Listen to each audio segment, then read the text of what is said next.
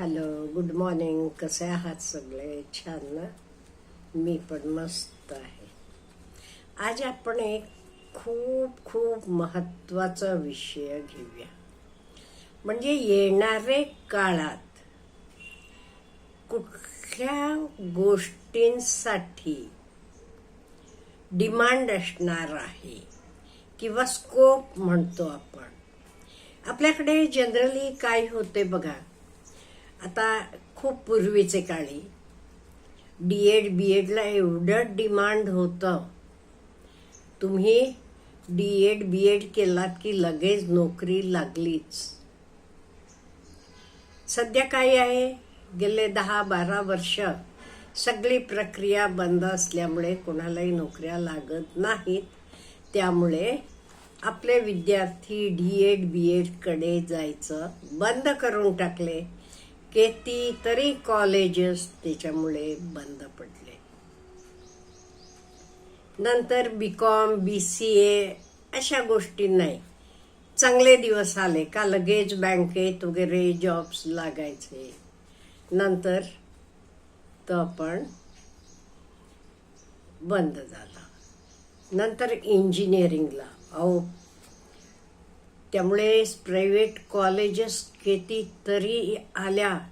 भरमसाठ फी घेऊन तुम्हाला ॲडमिशन द्यायला लागल्या. हळूहळू तिथे पण जरासं आपल्याला माहीत आहे नोकऱ्यांच्या संधी कमी झाल्या. आता परवा तर मी वाचलं, इवन IITतल्या लोकांना सुद्धा सगळ्यांना प्लेसमेंट मिळालं नाही. मग बाकीचे साधे कॉलेजेसमधनं BTech केलेल्यांचं काय? तसं प्रत्येक ह्याला का नाही, कधी डिमांड असते कधी हे असते. ज्याला डिमांड आहे सगळे तिकडेच जायला लागतात. साधा कांदा महाग झाला का नाही, सगळे कांदा लावतात. मग सगळे कांदा लावल्यावर काय होते, कांद्याचे रेट कमी होतात. तसं टोमॅटोचं होते, कशाचंही.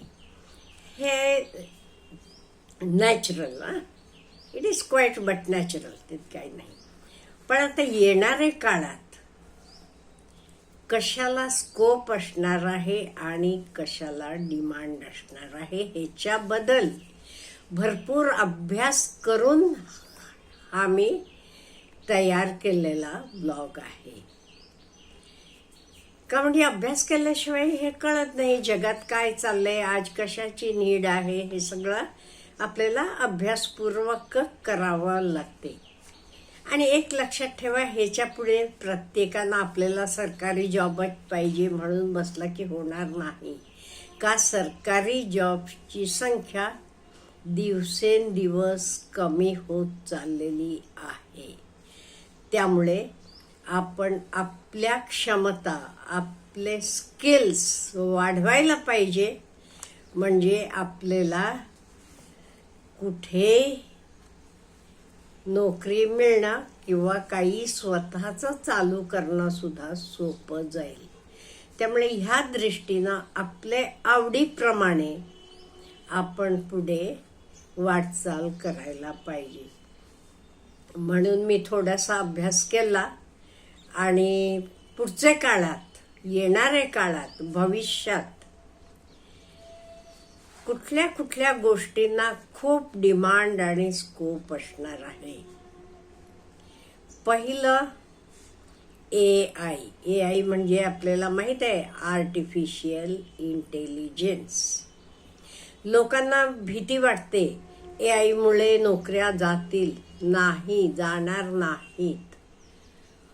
उलट नोकऱ्या निर्माण होणार. जे लोक AIचा वापर करून आणि काही निर्माण करणार आहेत त्यांना भरपूर नोकऱ्या असणार आहे. पण तुम्ही AIचा निर्माण किंवा वापर करायचं शिकला नाही तर मात्र त्यांना अवघड आहे. त्यामुळे आपण AI चा वापर करायला शिकायला पाहिजे. त्यामुळे ज्यांना AI म्हणजे आर्टिफिशियल इंटेलिजन्सची नॉलेज आहे ते ज्या लोकांना AI चं नॉलेज नाही त्यांना रिप्लेस करणार आहेत. कळलं? त्यामुळे AI ला भरपूर स्कोप आहे येणाऱ्या काळात. हे पूर्ण जगाचं सांगतेय मी, फक्त इंडियातच असं नाहीये, सगळीकडे हे असं चालू असणार आहे. आणि डिजिटल मार्केटिंगला पण खूप खूप स्कोप असणार आहे. म्हणजे हल्ली आपल्याला माहित आहे, आपण सुद्धा कितीतरी गोष्टी ऑनलाईन मागवतो. Am I right? प्रत्येकाकडे वेळ नसतो, किंवा जावा दुकानात बघा, ते गर्दीत जावा नको वाटते. त्यामुळे प्रत्येक गोष्ट आपण ऑनलाईन करतो. त्यामुळे तुम्ही इवन ब्लॉग्स बनवणं म्हणा, किंवा ऑनलाईन कुठलेही नवीन करायची कामं ही सगळी शिकून घ्यायला पाहिजे. ह्याला पण खूप स्कोप असणार आहे. पुढचं कंटेंट क्रिएटर. हे ना तर काय, स्काय इज द लिमिट. तुम्ही तुमचे आवडीचं कंटेंट बनवा, पण त्याची स्टाईल कशी युनिक असायला पाहिजे. It should be different than others. आणि तुम्ही कंटेंट तयार करता हे ठीक आहे, ह्याच्याबरोबर तुम्हाला सोशल मीडियाची पण नॉलेज असायला पाहिजे. नॉलेज म्हणजे how to use social media. So content क्रिएटर्सांना पण खूप उज्ज्वल काळ आहे. आणि इन्व्हेस्टमेंट कन्सल्टंट हे ना तरी कधी मरण नाहीये. हे बघा, वेल्थ करणं सोपं आहे, नंतर तर वेल्थ मॅनेज करणं हे त्याच्यापेक्षा अवघड आहे. त्यामुळे हे वेल्थ मॅनेज करण्यासाठी कंपनीसांना असू देत, इंडिव्हिज्युअल्सांना असू देत, सगळ्यांना इन्व्हेस्टमेंट कन्सल्टंटची गरज असणार आहे. ते आपल्याला सगळं नवीन शिकवतील. सिप असेल, वेगवेगळे फंड्स असतील, कसे मॅनेज करायचे हे सगळं. त्यामुळे आर्थिक सल्लागारांची गरज खूप आहे. ह्याचे नंतरचा फिटनेस कोच. हे बघा, हल्ली लोकांचं आपल्याला माहीत आहे, आरोग्याकडे, फिटनेसकडे खूप ओढा आहे आणि गरज पण आहे. त्यामुळे फिटनेस कोच हे गरजेचं आहे.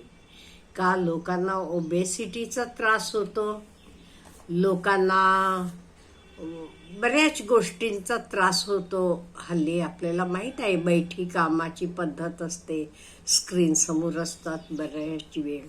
ह्यामुळे आपल्याला फिटनेस कोचेस आणि इवन न्यूट्रिशियस म्हणजे आपल्याला डाएट, चांगला डाएट कुठला असले, आहार तज्ज्ञांची पण खूप गरज आहे.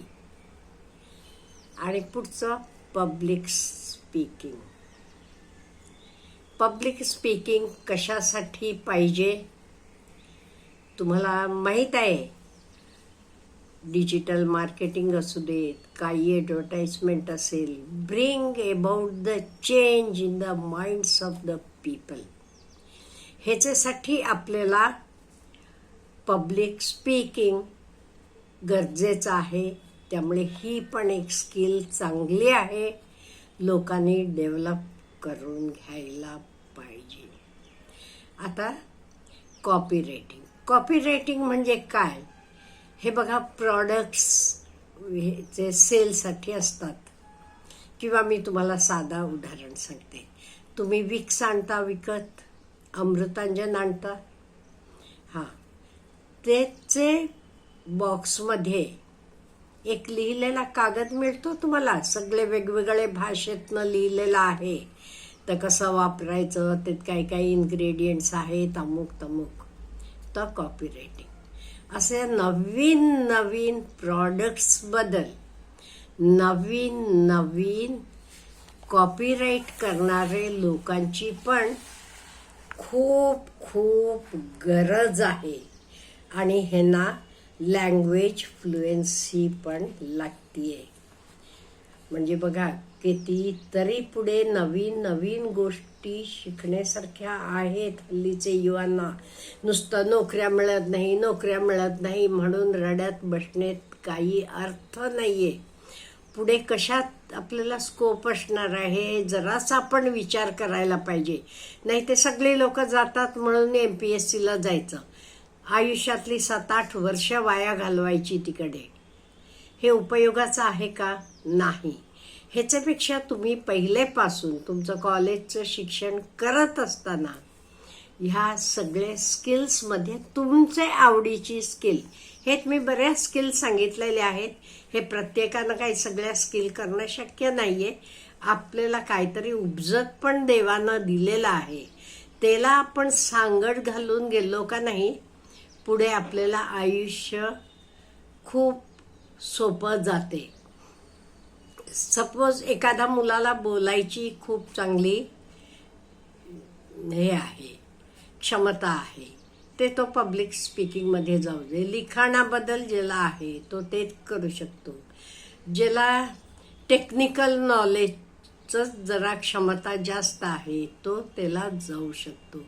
त्यामुळे आपण आपल्यातल्या क्षमता जराशा शोधूया आणि आपल्याला कोणतरी नोकरी द्या नोकरी मिळत नाही म्हणून रडत बिलकुल बसायचं नाहीये.